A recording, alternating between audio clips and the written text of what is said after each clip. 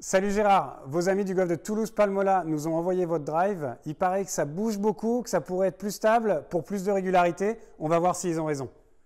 Alors tout d'abord Gérard, on va laisser défiler votre swing à vitesse normale et on va s'apercevoir qu'il y a déjà des bons éléments. C'est normal, vous êtes 13 d'index, donc il y a forcément des bonnes choses de mise en place dans votre swing pour avoir un tel index. On a notamment de la vitesse pour un driver, donc ça va développer de la distance. On a, quand on regarde les arrêts sur image, de la largeur en haut du swing et on a un beau finish en équilibre. Donc déjà des bonnes choses. Maintenant, pour revenir au petit débat avec vos amis, effectivement, on a un swing qui va être plus en bascule, qui va bouger latéralement plutôt qu'en rotation. Et ça va être difficile de développer de la régularité avec un tel geste. Donc on va voir qu'à la montée, on a les hanches qui vont se basculer un peu vers la droite et elles vont faire l'inverse à la sortie. Le haut du corps va être en arrière et les hanches vont être basculées en avant. Et en plus de ça, on a les mains qui sont un tout petit peu bloquées. On va voir que ces deux choses-là vont ensemble.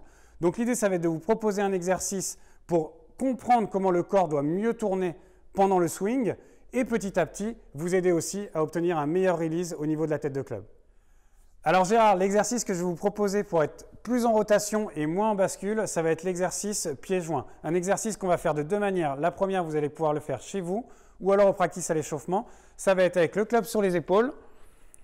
On se met en position pieds joints, bien droit. Donc on n'essaye pas de mettre d'angle comme en position normale. On se met bien droit. C'est pour comprendre la rotation. Et on va voir qu'avec cet exercice, certes la rotation va être limitée parce qu'on est pieds joints, mais on va être obligé de faire une bonne rotation, de bien tourner les épaules et de bien tourner les hanches. Si vous commencez à vous mettre en bascule, vous allez tout de suite sentir que vous perdez l'équilibre.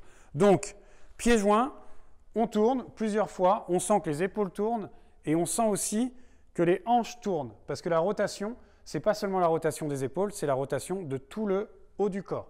Ensuite, une fois qu'on a bien fait ça et qu'on a senti la rotation, on va faire pareil, mais en se mettant en position. D'abord, quelques swings d'essai. Et on va swinger le club d'arrière en avant en essayant de sentir la même rotation au niveau des épaules et des hanches et au travers de la balle aussi. Et cet exercice, il va avoir un deuxième bénéfice, il va vous obliger à laisser passer la main droite, à réaliser mieux le club au travers de la balle. Parce que si jamais vous bloquez vos mains ici, vous allez avoir tendance à vous mettre un petit peu avec le haut du corps en arrière et vous allez ressentir la même bascule que dans votre swing. Donc une meilleure rotation du corps, un meilleur release, et on l'espère, beaucoup plus de régularité. Voilà Gérard, l'exercice pieds joints, c'est une gamme à répéter. Donc on va faire beaucoup de swing d'essai, ensuite on va taper beaucoup de balles en position, et plus on va répéter cet exercice, et plus cela deviendra permanent dans votre swing. Donc répétez-le, répétez-le, répétez-le, répétez-le, et vous verrez qu'au fur et à mesure, vous aurez un swing qui sera de plus en plus en rotation et de moins en moins en bascule, et donc de plus en plus de régularité. Bon entraînement.